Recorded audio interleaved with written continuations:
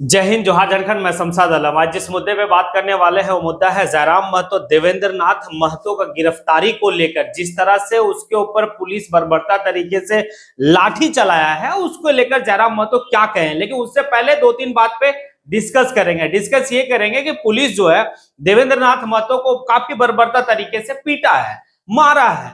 आखिर वो पुलिस वाले को ये नहीं पता कि देवेंद्र नाथ महतो है कौन। देवेंद्र नाथ महतो जब लोकसभा का चुनाव लड़ते हैं तो लगभग 1.5 लाख वोट लाते हैं। उसके बाद वो विधानसभा का चुनाव जब लड़ते हैं तो लगभग 50,000 वोट लाते हैं। एक बात बताइए, छात्र नेता है और किसी पार्टी का जो है कि एक कद्दावर नेता, किसी पार्टी मतलब जेएलकेएम का एक कद्दावर नेता, जेएलकेएम का एक जो है कि वरिष्ठ नेता, आज उस पार्टी का एक विधायक भी है जयराम महतो। उसके बावजूद भी पुलिस जिस बर्बरता तरीके से देवेंद्र नाथ महतो के ऊपर लाठीचार्ज किया है, ये जो है कि काफी दुर्भाग्यपूर्ण है। आखिर देवेंद्र नाथ महतो जो है जेएसएससी का रिजल्ट को लेकर ही तो आंदोलन कर रहे थे। ये उनका अपना फंडामेंटल राइट से उनको एक अधिकार मिलता है आर्टिकल 19 के तहत कि भाई कि आप आंदोलन कर सकते हैं। उसके पास ना कोई शस्त्र था, ना कोई अस्त्र था, कुछ था ही नहीं। उसके बाद वो कोई तोड़फोड़ भी नहीं कर रहा था, शांतिपूर्ण तरीके से बैठ के आंदोलन कर रहा था। और जब पुलिस आती है उसे भगाने की कोशिश करती है, उसके बाद उसके ऊपर जिस तरीके से पुलिस घेर कर यानी कि देवेंद्र नाथ महतो के ऊपर लाठीचार्ज किया है, यह दुर्भाग्य है। लेकिन यहां पर जो है कि देवेंद्र नाथ महतो पे एक बात मैं जरूर कहना चाहूंगा, आखिर ये इंसान कौन सी मिट्टी का बना है भाई। इससे पहले भी उसके ऊपर किस तरह से पुलिस लाठीचार्ज किया, उसके बाद वो हॉस्पिटल में एडमिट होता, दिल्ली जाके इलाज करवाता, फिर जो है कि देवेंद्र नाथ महतो फिर छात्रों के लिए अपनी जान जोखिम में डाल के हमेशा छात्रों के लिए वो लड़ते रहते हैं। भाई अगर उनका पूरा शरीर का ढांचा देखे तो महज हमको लगता है 40 से 45 किलो वजन होगा। उसके बावजूद भी शरीर में मांस नहीं, उसके बावजूद भी जो है कि सबसे अगली कतार में खड़े रहते हैं छात्र हित के लिए। भाई ऐसा लोग जो है कि वाकई में एक योद्धा है। इस योद्धा के साथ पूरे झारखंड के युवा और छात्र को होना चाहिए।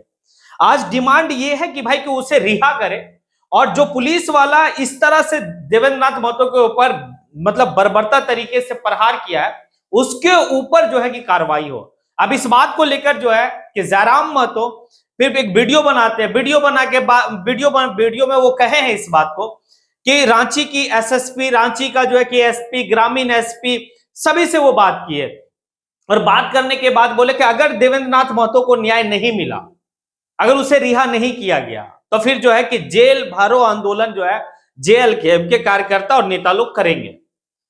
उसके बाद जो है कि अभी लेकिन एक खुशी की बात यह है कि जिस छात्र लोग जो है कि जेएसएससी का डॉक्यूमेंट्स वेरिफिकेशन उसके रिजल्ट को लेकर जो है कि आंदोलन कर रहे थे, भाई हाईकोर्ट जो है कि इसके ऊपर रोक लगा दिया। डॉक्यूमेंट्स डीवी यानी कि डॉक्यूमेंट्स वेरिफिकेशन जो हो रहा था, जो रिजल्ट दिया गया उसके ऊपर रोक लगा दिया हाईकोर्ट।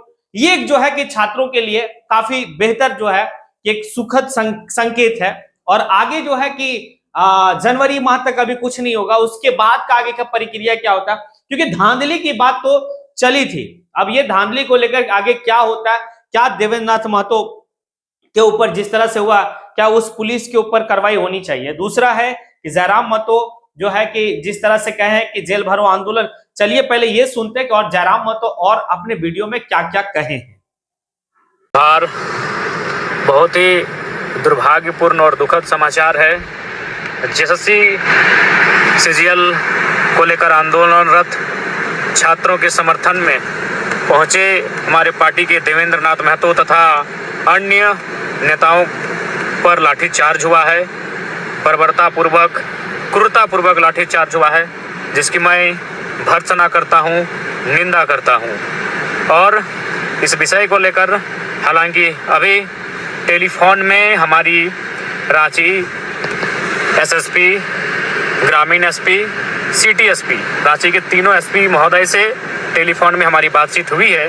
मैंने उनसे यही कहा कि महोदय, यदि आपको लगता है कि देवेंद्र नाथ महतो तथा अन्य नेताओं के इस आंदोलन में उपस्थित होने से किसी प्रकार की आउट ऑफ कंट्रोल की स्थिति उत्पन्न हो सकती है तो आप उन्हें नज़रबंद कर सकते थे, हाउस अरेस्ट कर सकते थे, अन्य माध्यम से डिटेन कर सकते थे।